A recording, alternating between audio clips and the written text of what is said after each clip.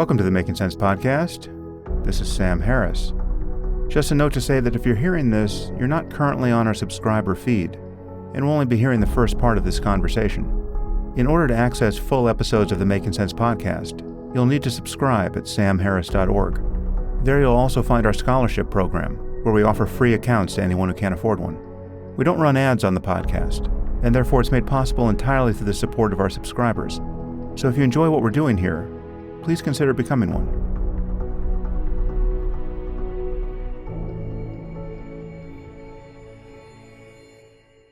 Today I'm speaking with Greg Lukianoff. Greg is the president of the Foundation for Individual Rights and Expression. The acronym is FIRE.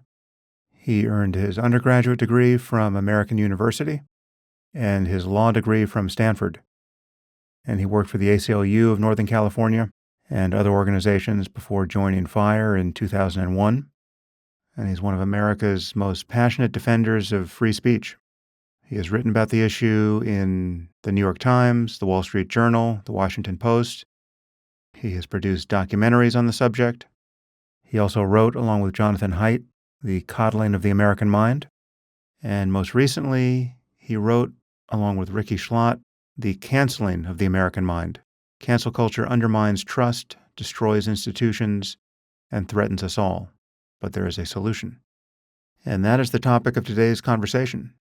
Greg and I discuss the origins of political correctness, free speech and its boundaries, the bedrock principle of the First Amendment, technology and the marketplace of ideas, epistemic anarchy, social media and cancel culture, comparisons to McCarthyism, self-censorship by professors, cancellations from the left and the right and how they differ, justified cancellations, the Hunter Biden laptop story, how to deal with Trump in the media, the deplorable state of higher education in America, and other topics.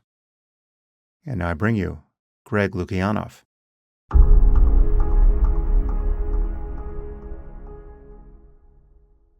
I am here with Greg Lukianoff. Greg, thanks for joining me. Thanks for having me.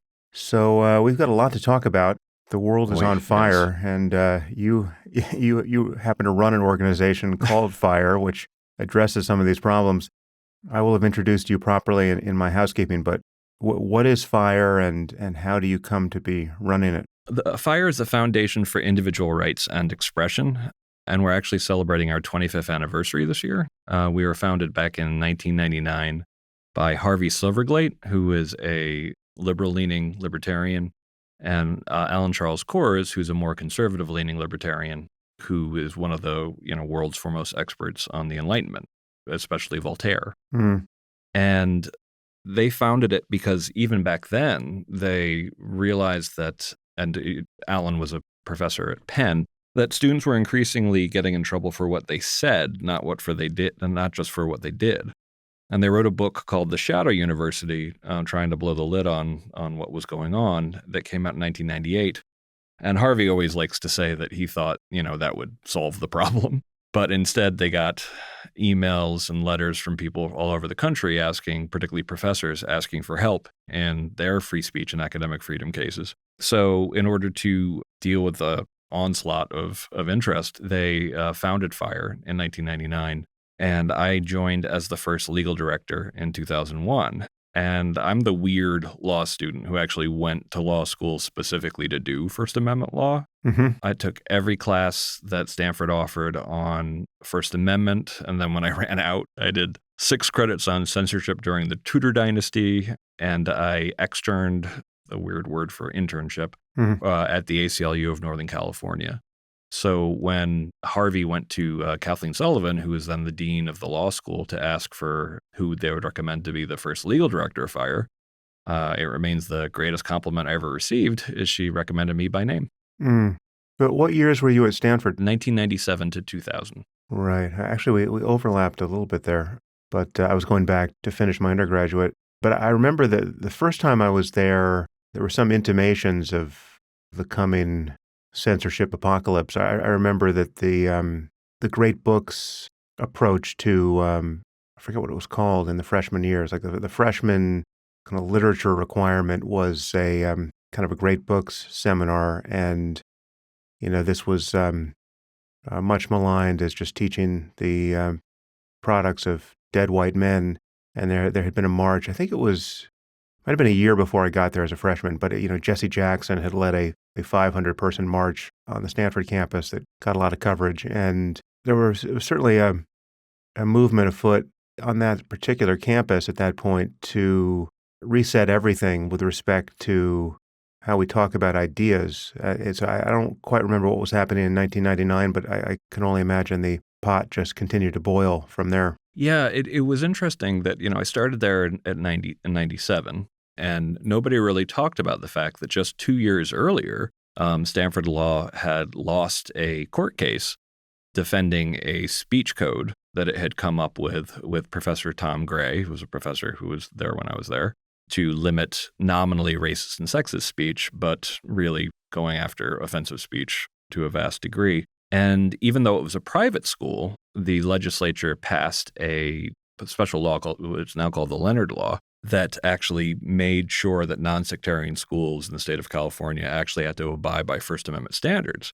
So they actually lost in court in 95, and this was like a dirty little secret by 97, because it was actually kind of a sweet spot to go to school, because what I missed was what I call in my latest book the first great age of political correctness, which is essentially 85 to 95, which is when speech codes came into vogue. I remember actually the chant was famous by Jesse Jackson. It was, hey, ho, ho, Western Civ has got to go. Right, that was it, yeah. And this was a lot of what Harvey and Allen were writing about in the Shadow University. But by, say, 95, 96, political correctness had become even a joke on the left. So there was a sense that the speech codes were defeated. The professorate kind of fell out of love with enlightened censorship. The students, were more the kids of the boomers who were actually quite good on free speech. And so there was a sense that this all kind of died off.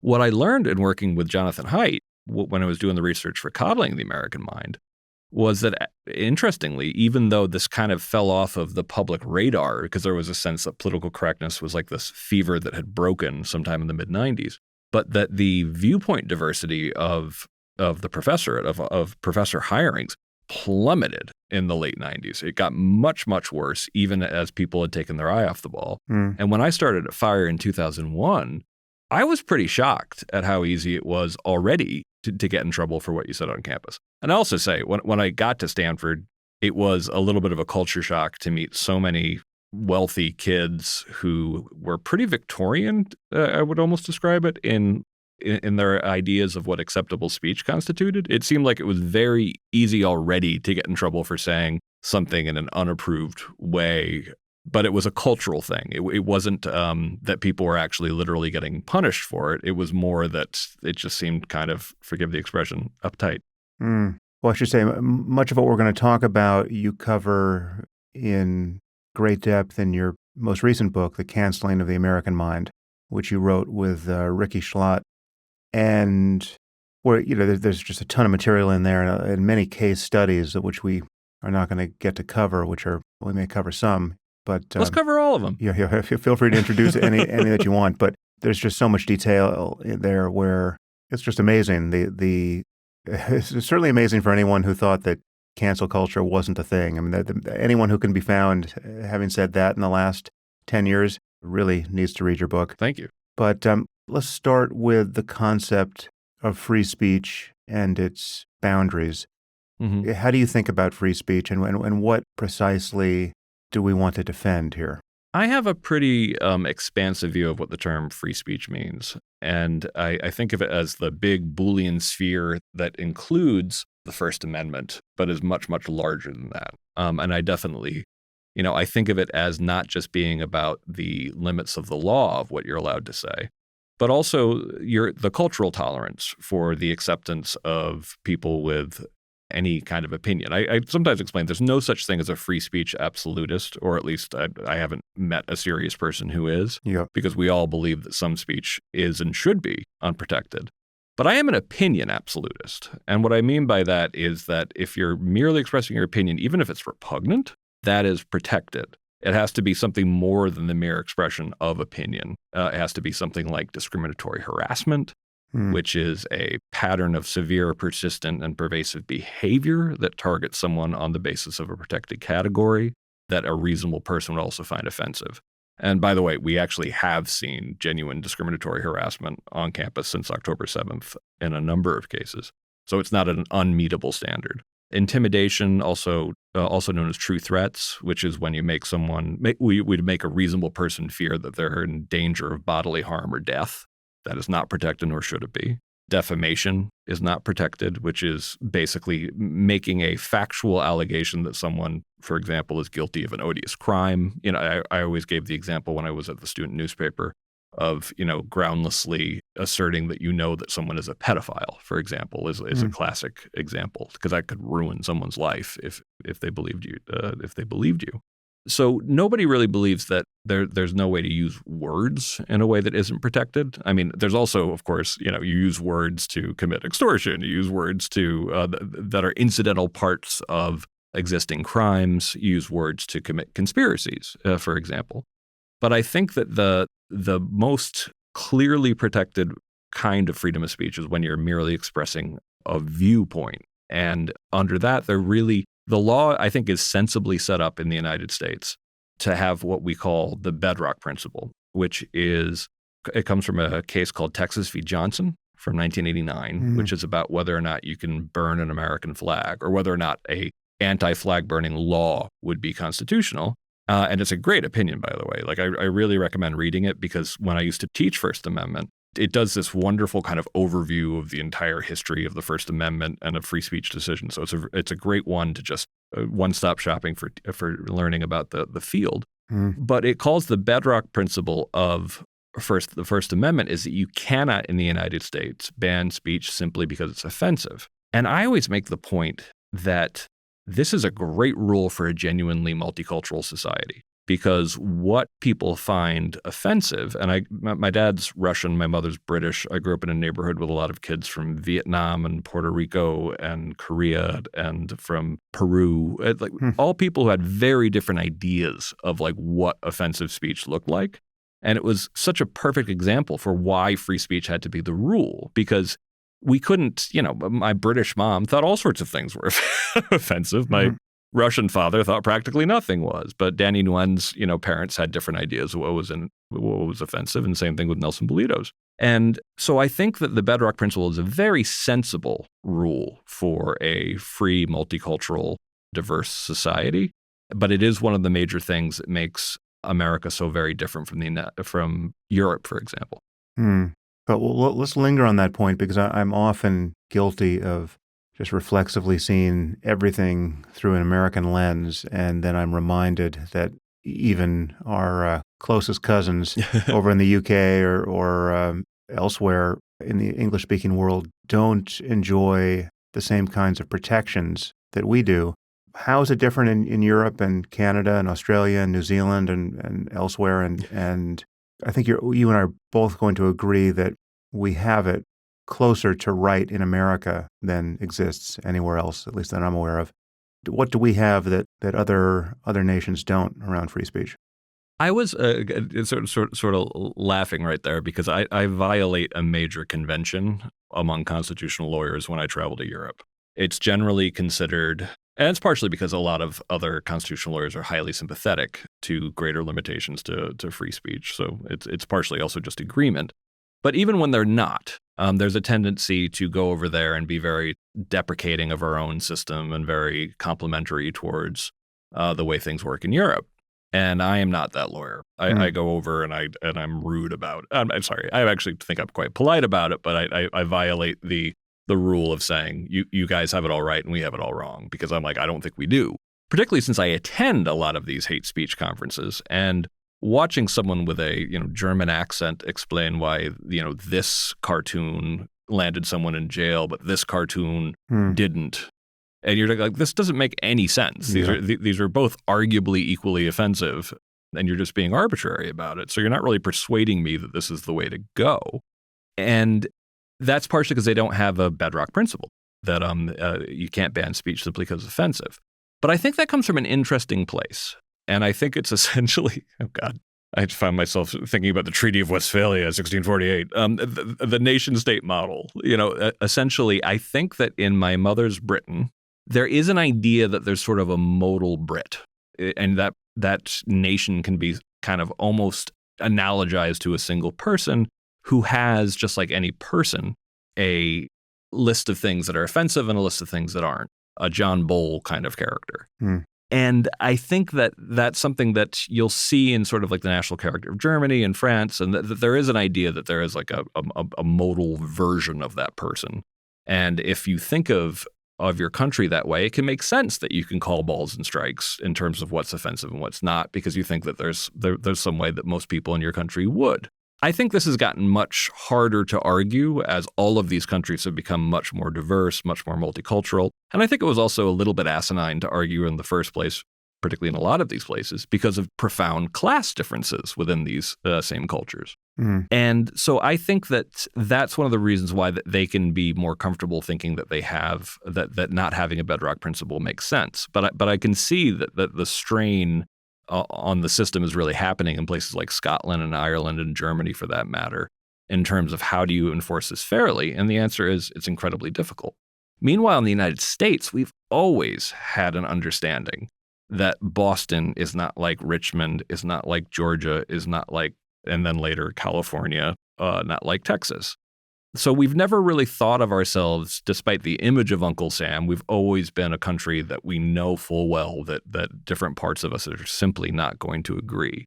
And I think, frankly, we've been at the genuinely multicultural, generally multi-ethnic society thing longer than a lot of the countries in Europe. And so I think we actually did get this one right. And I think that what you see going on currently in Europe, particularly around issues like immigration, I mean, I think about that the polling that you presented on Bill Maher's show about some conservative Muslim attitudes about a variety of issues. That struck me as something that absolutely protecting the United States, but I could imagine that even some factual assertions could be treated in some countries in Europe as if they're actual offenses now.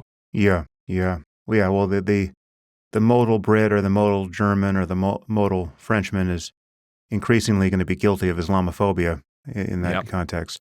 So let's return to the American view of things. I mean, so I think we both agree that as well-intended as they might be, prescriptions against offensive speech in other countries like the UK or Germany, Holocaust denial laws, for instance, in places like Germany, and I think Austria has it. I'm not sure where else.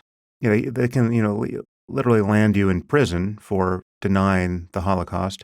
As much as I am a student of the Holocaust and am alert to even to the forward-looking prospect of future Holocausts, I think laws of that sort are just wrong-headed. I mean, they don't accomplish what you would hope they would accomplish, which is to get everyone to understand that, in this case, the Holocaust really did happen and it was horrific. And it's just the wrong algorithm to be running socially so as to purify people's thinking and to get people to converge on a fact-based and well-intentioned discussion about reality, right? I mean, what I think we want, and I'm now putting words in your mouth and feel free to take them out, but what I think we want is the proper error-correcting mechanism of it being legal to more or less talk about anything, leaving aside those cases where speech isn't quite just speech, where it is, I think as you said, a provocation to imminent lawless action or, obvious harassment, where it's more, it's a kind of behavior, you could be defrauding someone with speech, etc. But if you're just expressing opinions and even, extraordinarily odious ones and even in principle dangerous ones, dangerous if acted upon, I think we want generally speaking, in the public sphere, which is to say, the sphere that the government coercion casts a shadow over, I think we want just the best idea to win in collision with all other ideas. Is that do you agree with what I've said on that? Well, the marketplace of ideas theory of freedom of speech, I think it's a great idea, and I think it's particularly relevant in higher education, where it is supposed to be a clashing of ideas and the use of disconfirmation to, chip ever closer to the truth by chipping away at falsity. But I have a little bit of a more idiosyncratic theory on freedom of speech that unsurprisingly is fairly expansive. And I just call it simply the pure informational theory of free speech, which is that if the goal of human knowledge is to know the world as it is, then you can't really know the world as it is without knowing what people actually think. And if you create a situation in which people are too terrified to say what they actually think for fear of punishment, you are depriving yourself of really important knowledge about the world. And I extend this also to conspiracy theories. So let's take a real one. The Protocols of the Elders of Zion. If the idea that wasn't a relevant and important thing to know about its existence in history is just delusional. I think it's very important that people understand that there was this massive conspiracy theory at the early part of the 20th century that was based on very shoddy writing that basically was saying that Jews controlled the world. Is it true? No. Is it worth knowing? Of course it is. And so when it comes to conspiracy theories, when I'm being a little more lighthearted about it, the way I explain it is, listen, lizard people who live under the Denver airport do not control the world. But knowing that your girlfriend or uncle believe that lizard people living under the Denver airport control the world is very important information to have. And so knowing what people really think and why is a key part to understanding the world. And when it comes to conspiracy theories, I mean, here's one thing that I just have to say over and over again. If you're battling someone who believes that there's a conspiracy to shut them up, do absolutely nothing that looks like a conspiracy to shut them up, because they're just going to take that as like, well, I must be onto something. And then the last part of like why you have to let these bad ideas out is something that I call Mill's Trident from On Liberty, which is that in a truth-seeking discussion, which is actually not most discussions, but in a discussion to try to get towards truth, there's only three possibilities. You're either completely wrong, you're partially wrong or partially right, or you're completely right. And now that middle category is the one that's going to be the most common. Yes, well populated. Yeah, exactly. Yeah. But in the case that you're completely wrong, of course, free speech is useful because people can point out how and why you're wrong. In the middle one, there's really no other way to get at what's the wrong parts of your opinion without usually a somewhat long process of debate and discussion. But even under that final one, if you're completely right, that obviously the Holocaust really happened, but you never actually get tested on that, people tend to hold their beliefs like they hold prejudices. They know that something's true or they believe that something's true, but they don't know why.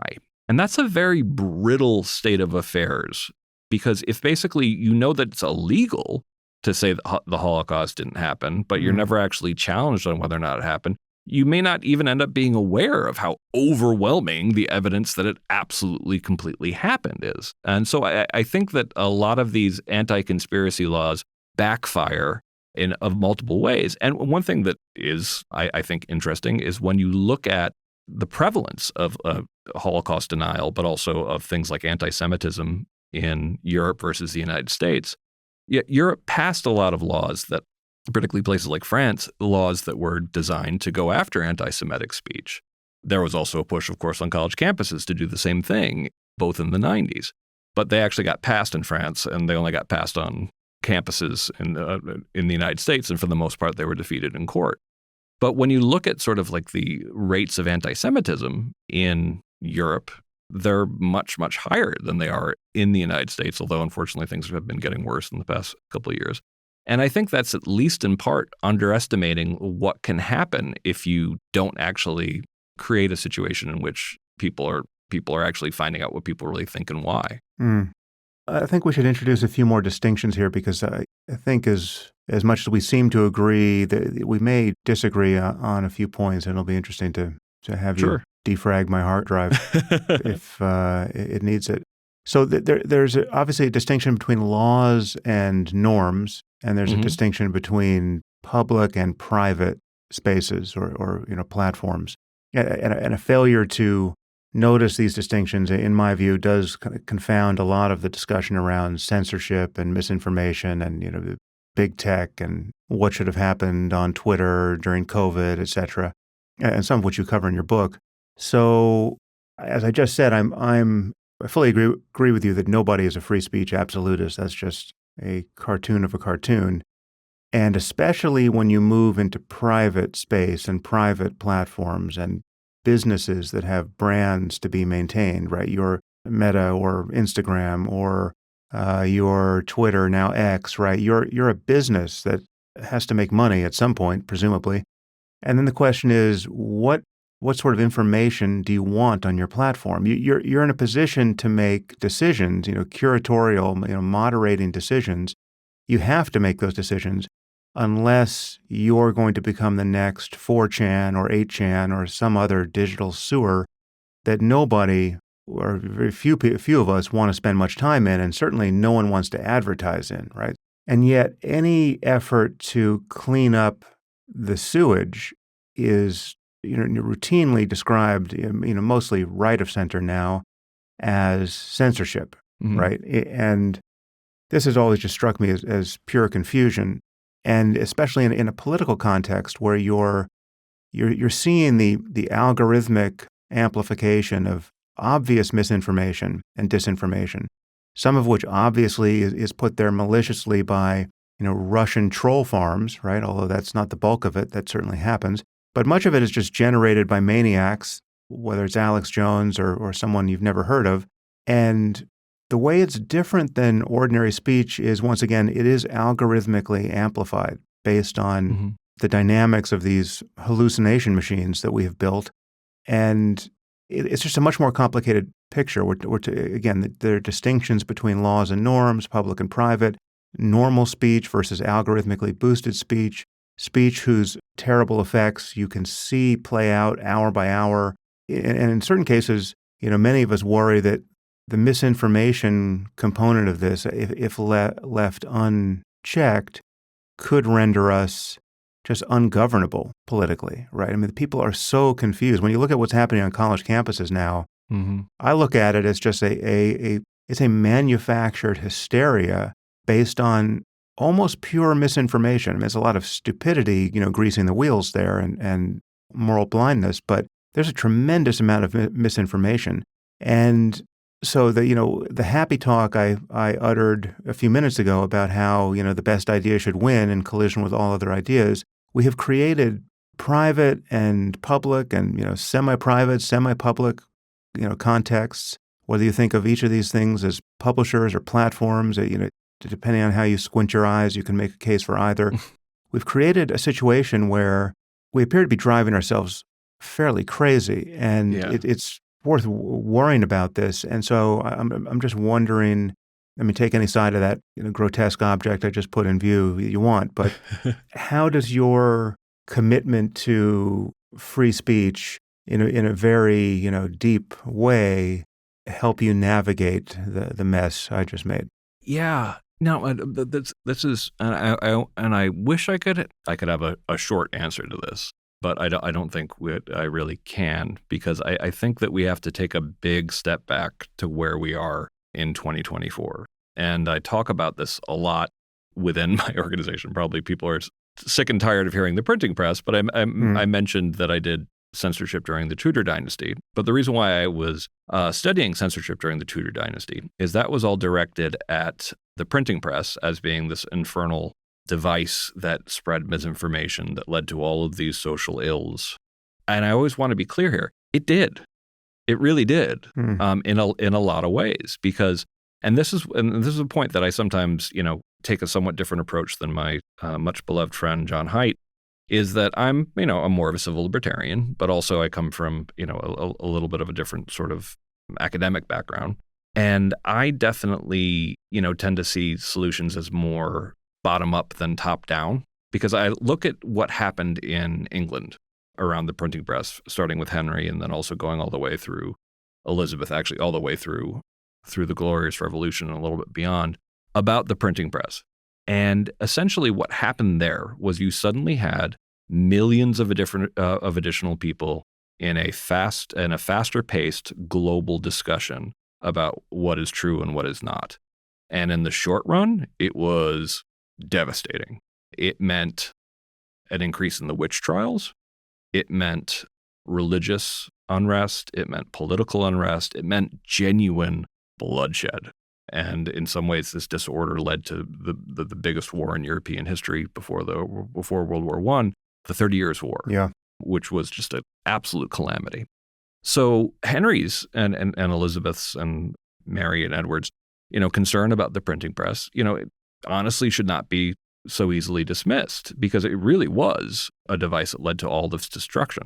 But that's going to happen anytime that you have this many additional people brought into a conversation.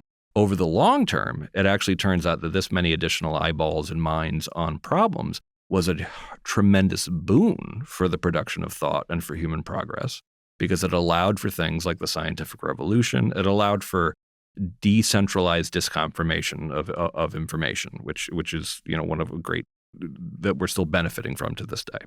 Social media has added billions of people to an instantaneous and fast-paced global conversation. So there's literally no way to avoid that being a epistemically anarchical period. So I feel like we're unavoidably in a crazy period right now. And I get sometimes more concerned about ways to fix the problem if they're heavy-handed top-down problems. But another thing that happened when you have this many new minds and voices into a conversation is you realize that the old authorities probably didn't necessarily deserve to be authorities in many ways. Because with this many minds and eyes on a problem, you realize, the thinness of what, some of the ancient voices were actually telling us, particularly about things like science. And so the old authority gets destroyed, and there's always a period before new authority is able to establish itself. And it can be a messy, ugly process. I feel like we're in the epistemic anarchy period still, but I do think that people are kind of raising their hands to say, actually, and institutions and papers and publications as being, I will actually, I will be straight. I will actually be someone who will be a reliable source of expertise and information. But the thing that one of the reasons why trust is in the title, Canceling of the American Mind, is because I think cancel culture, I think what the calamities we're seeing on campus has been a well-deserved disaster for the credibility of the academic class and for the expert class overall. Because nobody really, after, a professor loses their job, for example, for saying biological sex is real, which really happened, nobody's going to listen to you again when you try to claim actually it exists on a spectrum, because they realize you can't be objective in an environment where your job would depend on giving the quote-unquote right answer on that. So I think that right now, we're seeing a much bigger disruption because nobody knows who to trust. And a lot of the voices that we were supposed to be able to trust, whether it's mainstream media, whether it's academia, whether it's the expert class, have shown themselves to not be that trustworthy. And unfortunately, I actually agree with that to a large degree. I actually think that the expert class has really shot itself in the foot in a lot of ways. But we haven't yet reached the stage where we know which experts are actually reliable. And unfortunately, a lot of those same experts, that we would hope would be, are the same people who created sort of the misinformation on campus. So there's a big problem there.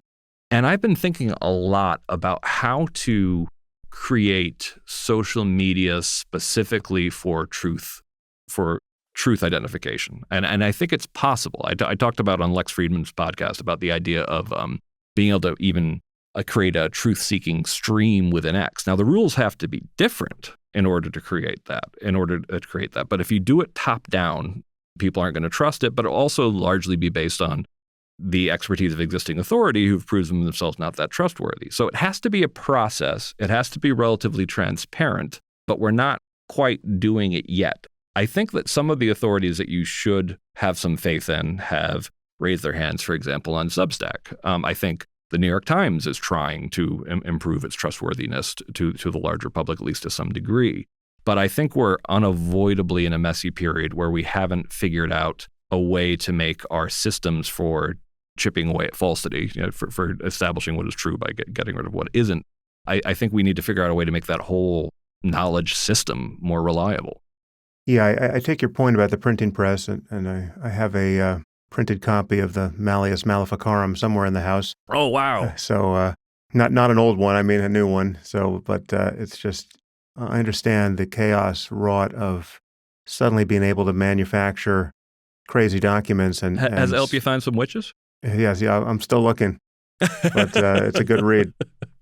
But I worry about drawing a false analogy here or being misled by an analogy that doesn't quite capture Mm-hmm. the dynamics of what we're suffering here, because it's not just a matter of more people talking, right? Because Right. it's, if you're going to talk about just literacy and its consequences, well, we almost got maxed out before the internet, right? I mean, not, leaving aside like perhaps great swaths of illiterate people, but when you're talking about the developed world, we had something like, 90+% literacy across it. And we were talking to each other about everything under the sun. And what's happened now is we're talking much faster, Yeah. and the usual gatekeepers no longer really can man the gates because we go around them and above them and below them on social media.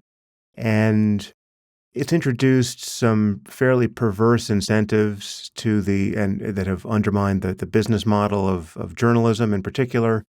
It's made, academia brittle in the face of public opinion online, perhaps quite unnecessarily, but nonetheless, they respond to the various mobbings we have seen on Twitter in ways that have proven totally dysfunctional. Firing a professor for claiming that there are only two biological sexes is the perfect example. We've created a machinery that it's not just more voices, it is again, it's algorithmic amplification that preferentially spreads misinformation over the truth. It biases us toward outrage. I mean, all of these effects have been, at this point, endlessly described by me and others. But and I'm not saying there are no benefits to, every piece of this machine. I mean, it's not that social media has been bad for us across the board, but it does have this effect of, I mean, now we have, people in Congress who are there, it seems, just to talk to their social media followers, right? I mean, Mm-hmm. they're not there to govern. You get somebody like Marjorie Taylor Greene. I mean, it's just she's building a lunatic brand on social media from Congress. That seems to be the project. And I worry that it's a different situation. And like, so for instance, one thing you said before we hit this topic, which you seem to take as a fairly ironclad heuristic, which is, if in the face of a conspiracy theorist who claims that he's being deprived of speech, or a community that claims as much, by no means do anything to deprive such people of speech, because then you're just, then you have, it's like I guess the David Koresh principle, that he Mm-hmm. holed himself up in a bunker claiming the government was going to come and take his guns, and the government came to try to take his guns, and all hell broke loose. But given the dynamics of the situation, I think a very strong case could be made for canceling certain people, that is, depriving them of speech on these private platforms. I mean, I think the defenestration of Alex Jones has always made a lot of sense, given what he was doing on Twitter. Yeah, and I was actually kind of shocked that he was invited back to Twitter because, well, I mean, it's also kind of personal. I grew up in Danbury, Connecticut, and Newtown is kind of a suburb of Danbury. And one of the guys who used to come to parties at my house lost a little girl at Sandy Hook. And so Yeah. I knew from friends and family, that some of the Alex Jones insanity was leading to, people showing up and targeting parents who lost their kids. But here's the thing. That was defamation. And that was textbook defamation. The idea of actually saying that these particular parents are engaged, they're part of a conspiracy. They didn't even lose their kids, and leading to a situation in which they were actually being targeted. That's something that I actually thought that him being devastated in court was completely appropriate. And I think once you have a finding like that against you, it would have been perfectly justifiable, because that's unprotected speech, that he not be invited back to X. But Greg, I'm sure there's a version of it where let's say he hadn't named the parents specifically, but he's still talking about it in such a way on, again, this media platform that facilitates this kind of mob-like convergence on untruth. He's propagating his lies and, his, quote, opinions in a way that doesn't meet the standard of defamation. No one could sue him no one would have the standing to sue him over it. It's a little bit like, mini Holocaust denial, which you and I think should be legal. And I think, to be clear, I think everything that I'm aware of, for, defamation aside, most of what Alex Jones has said, I think he should be legally free to say. But I think any platform should be free to say, we want nothing to do with this. And we certainly don't want to help this maniac ruin the lives of people who have already suffered the worst thing on earth. So, yeah, well, he's gone, right? We've effectively buried him in a digital hole out in the desert. I think that's totally fair game. And if I was running one of those platforms, I would have kicked him off in the first 5 minutes of my tenure there. And many people beyond him who are participating in the same kind of destruction of our information wilderness, in many cases consciously and maliciously, but in many other cases, they're just insane, right? So the way I tend to think about this is if you shrink the scale of it, if you just imagine, if I own a restaurant and I find out that the bartender is talking to customers about how the Holocaust never happened, or, the Jews deserved it on October 7th, right? Well, I'm totally within my rights to fire that bartender, right? It's just, he's destroying the brand of the restaurant, right? He doesn't get to do that as my employee. And so it would be with a patron to the restaurant. If somebody is actually just making it an unpleasant place to be, I should be able to kick them out, right? So how does that change when it scales to the size of a quote, platform like X or Meta, or does it change in your view? Yeah, I mean, the primary concern with misinformation and disinformation as a rationale for kicking people, well, certainly, as a rationale for punishing people in a legal sense, scares the hell out of us. If you'd like to continue listening to this conversation, you'll need to subscribe at samharris.org. Once you do, you'll get access to all full-length episodes of the Making Sense podcast. The podcast is available to everyone through our scholarship program. So if you can't afford a subscription, please request a free account on the website. The Making Sense podcast is ad-free and relies entirely on listener support, and you can subscribe now at samharris.org.